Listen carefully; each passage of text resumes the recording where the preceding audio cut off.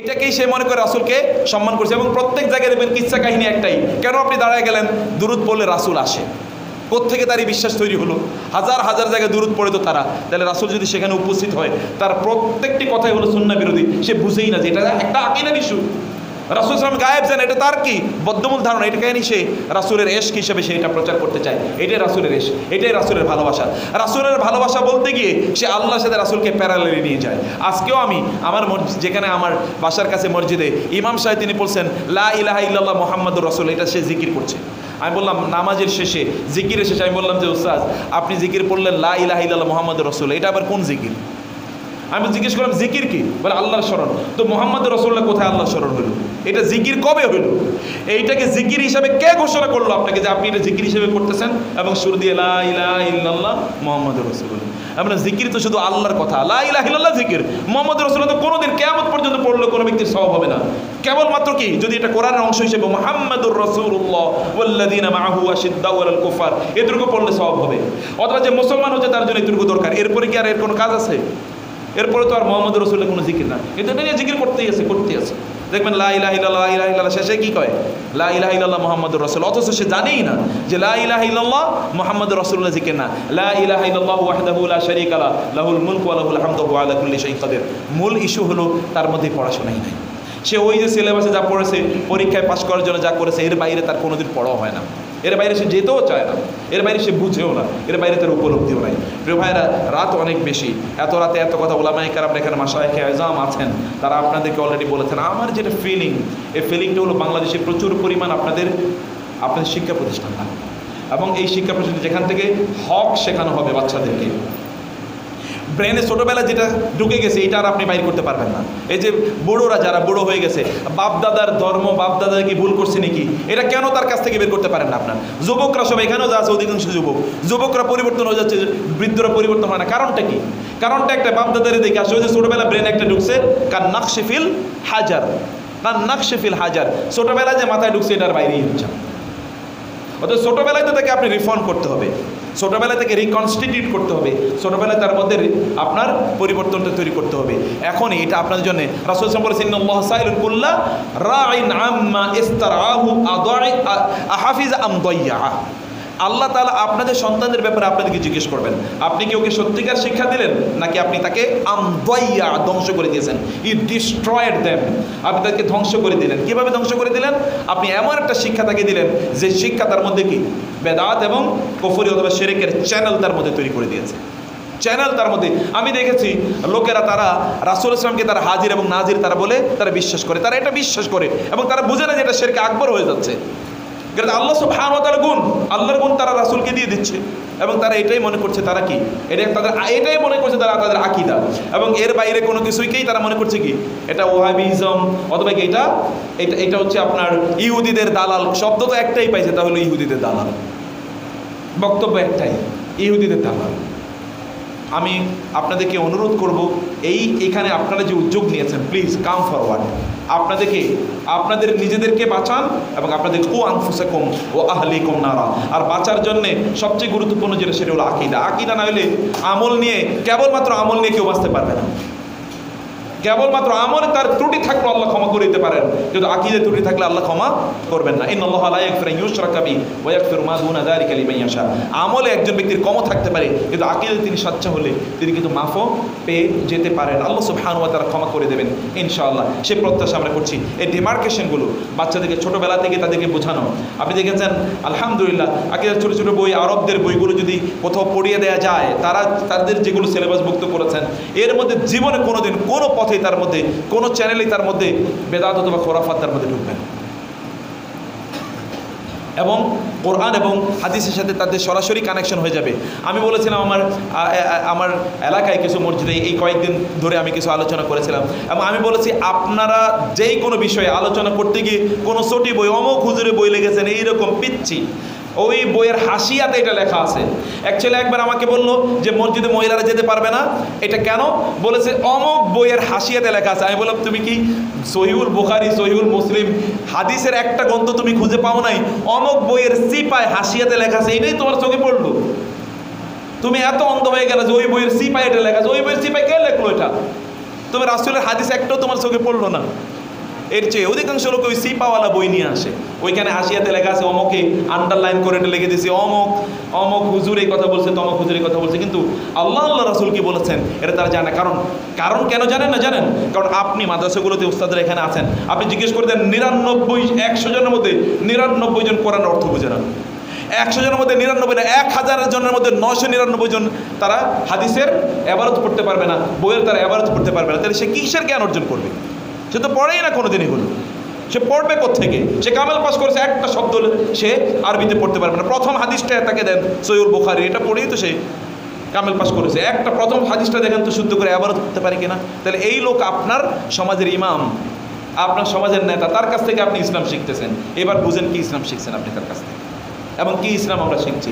অতএব আপনি যদি সত্যিকার ওয়েল গ্রাউন্ডেড, ওয়েল রুটেড যদি আলেম তৈরি করতে চান, তাহলে শিক্ষা প্রতিষ্ঠান লাগবে, এবং শিক্ষা প্রতিষ্ঠানের একটা সিলেবাস হতে হবে যেটা প্রচণ্ড স্ট্রং একটা সিলেবাস। এই সিলেবাসের এটা একটা মানহাজ ভিত্তিক একটা সিলেবাস, এটা একটা লক্ষ্য আছে। এই সিলেবাসে আপনাকে কোথায় নিয়ে যেতে চায়, গন্তব্য আছে, একটা ডেস্টিনেশন আছে। এমন কিছু শিক্ষা প্রতিষ্ঠান আমাদের হওয়া দরকার। আমি অনেক আগ থেকে আমাদের এই যে ভাইদেরকে আমি বলে আসছিলাম যে আপনারা কিছু প্রতিষ্ঠান করেন। আমি আবার বলে, যেটা আমার বয়স খুব বেশি না, আমি গত কমপক্ষে 25 বছর ইউনিভার্সিটিতে আমি শিক্ষকতা করি। আমার শিক্ষকতার জীবনের অভিজ্ঞতায় আমি বলতে চাই, শিক্ষা প্রতিষ্ঠান ছাড়া আপনি কিয়ামত পর্যন্ত কাজ করেও পরিবর্তন করতে পারবেন না। কিয়ামত পর্যন্ত কাজ করে পরিবর্তন, কারণ আপনি বলবেন একটা, আপনি তো কোথাও গিয়ে মাহফিলে, যেমন এখানে আমি এসে বলে গেলাম, এরপরে শেষ। এরপরে আপনি প্রতিদিন জুমায় গিয়ে শুনবেন এক কথা, মাহফিলে শুনবেন এক কথা, জলসায় শুনবেন এক কথা, ঘরে শুনবেন এক কথা, বাইরে শুনবেন এক কথা। কই থেকে তৈরি হবে? আপনাকে জনবল তৈরি করা লাগবে না? জনবল তৈরি করবে কোত্থেকে? আপনি এই 2-1 ঘন্টার আলোচনা করে জনবল তৈরি হয়? 10টা 15টা 20টা লেকচার শুনে জনবল তৈরি হয়? হাজার বই পড়া লাগে জনবল তৈরি করতে হলে, শত বই পড়া লাগে। তো বই কোথায় পড়বে? কোথায় পড়বে? আর বই এমনি পড়লে চল না। জ্ঞান অর্জন করার জন্য 3টি জিনিস লাগে। আবারও বলে রাখি, মনে রাখবেন, জ্ঞান অর্জনের জন্য 3টি জিনিস লাগে। প্রথম প্রতিষ্ঠান, প্রথম প্রতিষ্ঠান। 2 নম্বর হলো কি? ওস্তাদ। 3 নম্বর হলো সিলেবাস। এই 3টা লাগবে, আর নাইলে হবে না। একটা জায়গায় ঘাটতি থাকলে আর কিচ্ছু হবে না। প্রতিষ্ঠান না থাকলে শুধু সিলেবাসের ওস্তাদ থাকলে চলবে না। কি গাছতলায় পড়াইবো নাকি? তারপরে প্রতিষ্ঠান আছে, ওস্তাদরাই সিলেবাস দিকে তারা ধুইয়া খাওয়াইবো, যে ধুইয়া খাওয়াইলে তারপরে অনেক বড় আলেম হয়ে যাবে। সিলেবাস আছে, ওস্তাদরাই, কে পড়াইবো? তাদের পড়াবে কে? তাকে ধরে দেবে কে? 3টা লাগবেই। 3টার সমন্বয় কেবলমাত্র প্রতিষ্ঠান করতে পারে, ব্যক্তি কোনোদিন করা সম্ভব না। একটা ব্যক্তি, এখানে ধরেন ডক্টর ইমাম হোসেনের মতো মানুষকে আপনি আনতে পেরেছেন, একাকি আপনার ঘরে আপনি আনতে পারবেন? কয়দিন আনবেন আপনি? কয়দিন আনবেন আপনি? আনা সম্ভব না। এরকম লোকজনকে একত্রিত করার জন্য একটা প্ল্যাটফর্ম লাগে, প্রতিষ্ঠান লাগে। প্লিজ প্রতিষ্ঠান। ওমর রাদিয়াল্লাহু তাআলা এটা বুঝেছেন। এই পৃথিবীর সবচেয়ে বিচক্ষণ ব্যক্তি মুহাম্মদুর রাসূলুল্লাহ সাল্লাল্লাহু আলাইহি ওয়াসাল্লামের পর সবচেয়ে বিচক্ষণ ব্যক্তি হচ্ছেন কে? ওমর রাদিয়াল্লাহু তাআলা আনহু। কারণ ওমর রাদিয়াল্লাহু তাআলা আনহু, আমি আবু বকরের নাম বলি না, কারণ আবু বকরের নাম বলে আমি শেষ করতে পারবো না, রাদিয়াল্লাহু তাআলা আনহু। কিন্তু আবু বকরকে খলিফা বানিয়েছে কে বলেন তো? কে বানিয়েছে খলিফা? ওমর ইবনুল খাত্তাব রাদিয়াল্লাহু তাআলা। হাত ধরে নিয়ে গেছেন, ইয়া আবু বকর আসেন। ওই লোকেরা ওইখানে একত্রিত হয়েছে, তারা আনসার সাহাবীরা তারা একত্রিত হয়েছেন। তারা একজনকে ওইখানে খলিফা কি যেন একটা ঘটে যাবে, তিনি আবু উবাইদাকে এক হাতে ধরেছেন, ওমর আবু বকরকে আরেক হাতে ধরেছেন, চলেন ওইখানে যাই। সেখানে গিয়ে দেখলো, তোমরা কেন এখানে একত্রিত হয়েছো? আমরা খলিফা নির্বাচন করতে চাই। তোমরা এটা করতে পারো না। কেন এটা করতে পারো না? তাহলে আপনারা একজন বানান, আমরা একজন বানাই। আবু বকর বলেন, আল উমারাউ মিন কুরাইশিন, কুরাইশদের পক্ষ থেকে নেতা হবে। তোমরা এটা কি করো? তোমরা এটা কি বলছো? তারা স্তব্ধ হয়ে গেছে। আবু বকর বললেন, ওমর আপনি এর খলিফা হন তো? ওমর বললেন, অসম্ভব, আবু বকর জীবিত থাকতে কেউ রাসূলের খলিফা হতে পারে না। তিনি আবু বকরের হাতে তিনি নিজেই আগে কি করলেন? বায়াতটা করে ফেললেন। ওমর যখন বায়াত করেছে, কারো আর কোনো অপশন আছে? আর কোনো অপশন নেই। Leading the delegation, leading the team, how to lead from the very front, সামনে থেকে কিভাবে লিড করতে হয়, এটা আবু বকর, এটা ওমর রাদিয়াল্লাহু তাআলা আনহু দেখিয়ে দিয়েছেন। এই পৃথিবীর ম্যানেজমেন্ট, অ্যাডমিনিস্ট্রেশন, যদি এই পৃথিবী আধুনিক ম্যানেজমেন্ট এবং অ্যাডমিনিস্ট্রেশনের জন্য কারো কাছে দায়বদ্ধ থাকে, তাহলে তার নাম হচ্ছে ওমর ইবনুল খাত্তাব রাদিয়াল্লাহু তাআলা আনহু। এবং তিনি কি করেছেন? কি পরিমাণ প্রতিষ্ঠান তৈরি করেছেন জানেন? এই যে এখন যে আমরা অর্থনৈতিক যে স্ট্রাকচারে দেখি, রাষ্ট্র পরিচালনা করার জন্য যা কিছু আপনি দেখেন, সব কিছু ওমর কাছ থেকে নেওয়া, সব ওমর কাছ থেকে দাঁড় করা। এবং এই জন্যে যখন ওই যে এই বিশ্বের সবচেয়ে গুরুত্বপূর্ণ 100 জন ব্যক্তির তালিকা মাইকেল এই চার্ট লেগেছে, তখন সেখানে ওমরের নাম রাদিয়াল্লাহু তাআলা আনহু ইনক্লুড করতে এই ব্যক্তি বাধ্য হয়েছে, ইনক্লুড করতে হয়েছে তাকে। কারণ অ্যাডমিনিস্ট্রেশন এবং ম্যানেজমেন্টের জন্য ওমর কাছে মানুষরা দায়বদ্ধ। ওমর শিখিয়েছেন প্রতিষ্ঠান করা লাগে, আর নাহলে উপায় নাই। তিনি প্রতিষ্ঠান করেছেন। কত প্রতিষ্ঠান আমি নাম বলবো, আপনার ওমর অ্যাডমিনিস্ট্রেশনের উপর বই আছে, অ্যাডমিনিস্ট্রেশনের ম্যানেজমেন্ট অফ ওমর, পরে দেখেন কি পরিমাণ প্রতিষ্ঠান তিনি তৈরি করেছেন। রাষ্ট্র কিভাবে, এই যে আপনার এখন আরবের জয় জয়কার, গোটা আরব বিশ্ব কি তৎকালীন এত বড় ছিল নাকি? এই আফ্রিকাতে লোকেরা আরবিতে কথা বলে, অথবা ধরেন আপনার মিশরের লোকেরা আরবিতে কথা বলে, ইত্যকার এত আরবি কোত্থেকে ছড়িয়ে পড়লো? ওমর বলেছে রাষ্ট্রভাষা, অফিসিয়াল ল্যাঙ্গুয়েজ হওয়া লাগবে আরবি। বুঝেন নাই? এই জন্য আরবি তিনি বুঝেছেন। এই হিজরি ক্যালেন্ডার মুসলমানদের একটা আলাদা কি সন তারিখ থাকা দরকার, এটা কার মাথা থেকে এসছে? ওমর রাদিয়াল্লাহু তাআলার মাথা থেকে। তিনি বলেছেন রাষ্ট্র পরিচালনা করার জন্যে আলাদা একটা ফাইন্যান্সিয়াল ম্যানেজমেন্ট থাকা দরকার, প্রত্যেকটা এলাকার জন্য আলাদা আমিল নিযুক্ত করা, এটা ওমর রাদিয়াল্লাহু তাআলার ব্রেন থেকে এসেছে। বাজার নিয়ন্ত্রণ কিভাবে করতে হয়, যেটাকে বলা হিসবা, অ্যাকাউন্টেবিলিটি ডিপার্টমেন্ট, ওমবার্ডসম্যান, এটা ওমরের মাথা থেকে এসছে। ডিসেন্ট্রালাইজেশন অফ দি অ্যাডমিনিস্ট্রেশন, এটা ওমর মাথা থেকে এসে। আমি বলে শেষ করতে পারবো না। ওমর, ইয়া সুবহান, আল্লাহ সুবহানাহু ওয়া তাআলা থেকে এমন ব্রেন দিয়েছেন। আমি সেজন্য বলছি ওমর পলিসি নেন, আপনার প্রতিষ্ঠান তৈরি করেন, প্রতিষ্ঠান তৈরি করলে দেখবেন জনবল 10-20 বছর দেখবেন এই এলাকা আপনাদের নেতৃত্বে চলে আসবে। কারণ এখান থেকে যদি 20 জন 50 জন আলেম তৈরি হয়, যাদের একাডেমিক ফোটিং ইজ ভেরি স্ট্রং, তারা জানে এবং জেনে তারা করে এবং জেনে তারা বলে, তাহলে এলাকায় আর অন্য কেউ দাঁড়াতে পারবে তাদের সামনে। এমনি তো আপনাদের সংখ্যা, আপনাদের যারা সহি আকীদার, যারা সত্যপন্থী, যারা আলেম, এরকম 10-20 জনের কাছেই তো সবাই নাস্তা নাবুদ হয়ে গেছে অলরেডি, নাকি? এই জ্বালানিতেই তো, জ্বলনেই তো ওরা জ্বলে পড়ে মরে যাচ্ছে। একজন দাঁড়াইলে ওদের হাজার হাজার ওইখান থেকে পালাইতে বাধ্য হয়, তাহলে যদি আরও হাজার হাজার হয় তাহলে অবস্থা কী দাঁড়াইব?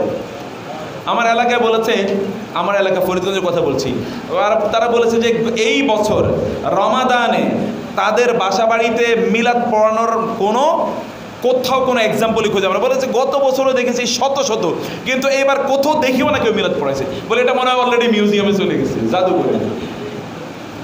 তো এই বিষয়ে কয়জন কথা বলছে? অল্প কিছু লোকই তো কথা বলতেছে, কিন্তু তারপর দেখেন অলরেডি জাদুঘরে চলে গেছে। আরও কিছু জিনিস জাদুঘরে চলে যাবে কিছুদিনের মধ্যে ইনশাআল্লাহ। কেউ তার জন্য লোক তৈরি করা লাগবে না?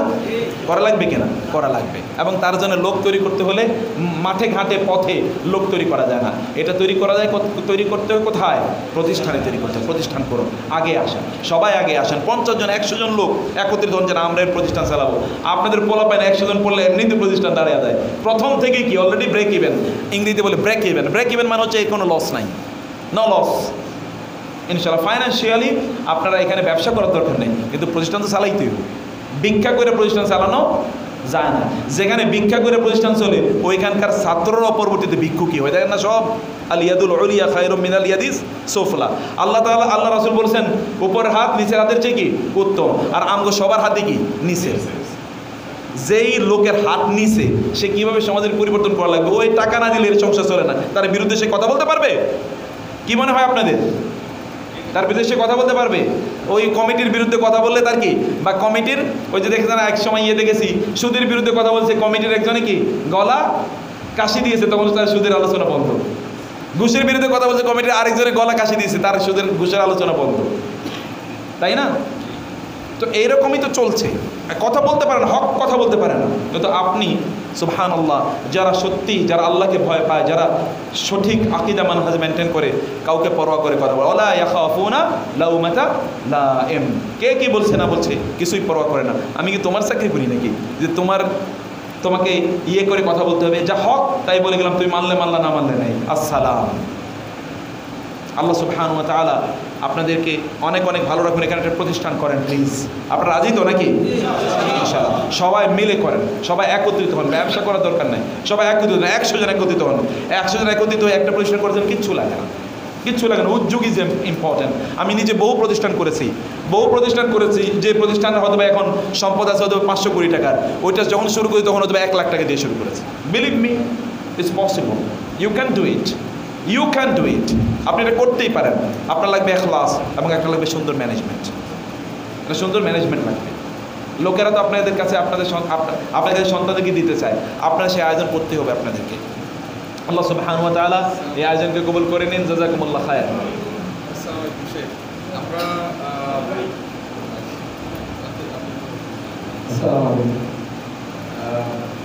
শেখকে অবগত করতেছি আগে ইনশাআল্লাহ আপনাদের বিষয়।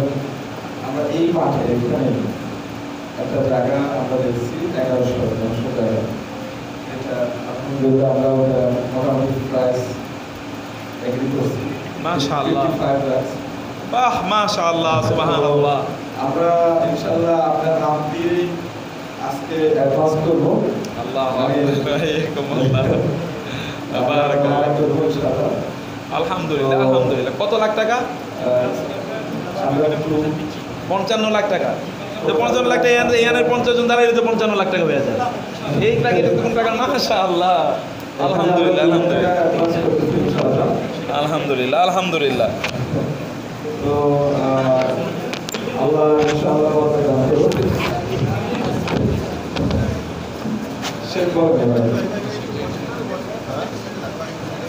আলহামদুলিল্লাহ। দেখেছেন এত যে এগিয়ে গেছে এটা তো আমরা ভাবতেই পারি না। সুবহানাল্লাহ। আমি কমপক্ষে এই করোনা আসার আগেই এই শাহজাহান ভাইদেরকে এবং অন্যান্যদেরকে বলেছি আপনারা প্রতিষ্ঠান করেন এই এলাকায়। এখানেই বলেছি প্রতিষ্ঠান করে স্যার আপনাদের আগে আসসালামু আলাইকুম আপনাদের আগানো সম্ভব না, প্রতিষ্ঠান করতে পারে। আলহামদুলিল্লাহ আপনারা উদ্যোগ নিয়েছেন এবং দেখেন কত সহজে। আপনারা দেখেনই করেই দেখেন না কেন? আল্লাহ সুবহানাহু ওয়া তাআলার দিকে এগিয়ে গেলে একজন লোক যদি হেঁটে যায় আল্লাহ কি করেন? দৌড়ে আসেন। আল্লাহ তো দৌড়ে আসার জন্য তুমি এগ্রি, কিন্তু আমাদেরকে সেই উদ্যোগ নিতে হবে। বারাকাল্লাহু ফিকুম। আল্লাহ সুবহানাহু ওয়া তাআলা আপনাদের এই উদ্যোগকে কবুল করে নিন এবং যে প্রতিষ্ঠান আপনারা করার স্বপ্ন দেখছেন, যার জন্য আপনারা উদ্যোগ নিয়েছেন অলরেডি, আল্লাহ তুমি এই প্ল্যানের মধ্যে বরকত দান করো। আল্লাহ তোমাকে এটা কবুল করে নাও। আল্লাহ আল্লাহ এখান থেকে তোমার নবীর সত্য কথাগুলো যেন মানুষকে জানানো যায়, এরকম আলেম যেন এখান থেকে তৈরি হয়। আল্লাহ হক্কানি আলেম যেন এখান থেকে তৈরি হয়, রব্বানি আলেম যেন এখানে তৈরি হয়। আল্লাহ যাদের আকীদা এবং মানহাজ ঠিক আছে, যারা কেবলমাত্র তোমার দ্বীনের জন্য কাজ করে, এরকম কিছু লোক তুমি এখানে তৈরি করে দিও। আল্লাহ আল্লাহ এই কাজকে তুমি সহজ করে দিও। আল্লাহ আল্লাহ এই আয়োজনকে তুমি সহজ করে দিও। আল্লাহ আর সে আজমি এখানে কবুল করে নিও। আল্লাহ এর জন্য যা কিছু প্রয়োজন আল্লাহ তুমি তোমার গায়েবী মদদ দ্বারা এটাকে সহজ করে দিও। আল্লাহ এমন কিছু লোক তুমি তৈরি করে দিও আল্লাহ, যারা এর জন্য তাদের জীবনকে তাদের সম্পত্তি তারা বিলিয়ে দেবে। আল্লাহ এর জন্য তারা সদা সচেতন থাকবে, সদা তৎপর থাকবে। আল্লাহ এমন তুমি লোক এখানে তুমি তৈরি করে দাও। আল্লাহ আল্লাহ যারা এর সাথে অংশগ্রহণ করছেন তাদেরকে বরকত দাও। আল্লাহ তারা যা দিচ্ছেন তার 700 গুণ তুমি বাড়িয়ে দাও। তুমি তো বলেছো 700 গুণ বাড়িয়ে দেবে, কোরআনে তুমি বলেছো আল্লাহ 700 গুণ বাড়িয়ে দেবে। এদের জন্য তুমি 700 গুণ লিটারালি তাদের জন্য বাড়িয়ে দাও, অথবা তার চেয়ে মেনি মোর, কারণ তোমার সেই ক্ষমতা আছে। আল্লাহ আল্লাহ তুমি যারা এখানে অংশগ্রহণ করেছেন, আল্লাহ যারা এখানে আছেন তাদের মধ্যে সেই মানসিকতা তৈরি করে দাও। আল্লাহ আল্লাহ এমন কিছু লোক তৈরি করে যাদেরকে আমরা জানি, যাদেরকে আমরা চিনি না, কিন্তু তুমি তো তাদেরকে চেনো। তুমি তাদের কপালের চুল ধরে এখানে নিয়ে আসো আল্লাহ, এবং তুমি তাদেরকে বাধ্য করো, তাদেরকে অনুপ্রাণিত করো, তাদের মধ্যে সেই ইন্সপায়ারেশন তৈরি করে দাও। আল্লাহ জি আমি অনেক খুশি হলাম ভাইয়েরা। এটা কার হাতে আরেকটু বলি শেখ, ওনারা আসলে জমির দাম আরো একটু বেশি ছিল, তো ওনারা মোটামুটি প্রায় একটা কনসিডার করছে, যেখানে আমাদের প্রায় অনেক সেভ হয়েছে। সুবহানাল্লাহ মাশাআল্লাহ মুবারক মুবারক মুবারক আপনাদের মাশাআল্লাহ। আল্লাহ তাআলা আপনাদেরকে অনেক অনেক বরকত দেন এবং এই জায়গা থেকে যদি আলেম তৈরি হয় এটার সাদকায়ে জারিয়া সব আপনারা কিয়ামত পর্যন্ত পেয়ে যাবেন ইনশাআল্লাহ। এর চেয়ে উত্তম কোনো কাজ নেই, এর চেয়ে উত্তম কোনো কাজ নেই। সম্পদ নিয়ে কেউ যাবে না এবং কেউ যায় না। আপনার যে সম্পদ আজকে আপনি মালিক, এবং আপনার যারা যে সম্পদের মালিক, এই সম্পদের মালিক আপনার বাপেও ছিল না, আপনার দাদাও ছিল না, তার দাদা, তার বাপ, তার বাপ, তার বাপ, অথবা 14 জেনারেশন আগ থেকে এই সম্পদ তারা খাইয়ে আসতেছে, কিন্তু কেউরও নাম আপনি জানেন নাকি? বাপ দাদা পর্যন্ত, এরপরে তো কার নাম জানেন না। তো দাদা কি এই সম্পদ আসমান থেকে আনছে নাকি? নিশ্চয়ই দাদা তার বাপের কাছ থেকে পাইছে। আপনার সম্পদও কিন্তু আপনার ছেলেরা পাবে, তার নাতি, তার নাতি, তার নাতি, আপনার নাম। কিন্তু এই যদি এটা আল্লাহর দিনের জন্য করে যান, এটা কিয়ামত পর্যন্ত আল্লাহ বলতে রাখে ইনশাআল্লাহ। আল্লাহ কবুল করে নিন। আমি খুবই খুশি হলাম। আল্লাহ এই আপনারা এই যে উস্তাদ আসেন আসেন আসেন, প্লিজ প্লিজ প্লিজ আপনারা মিলে একটু দেন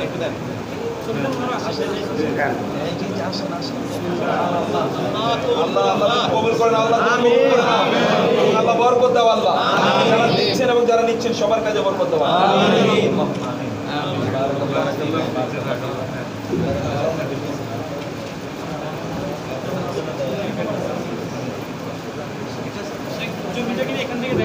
চলেন একটু দেখে নিই।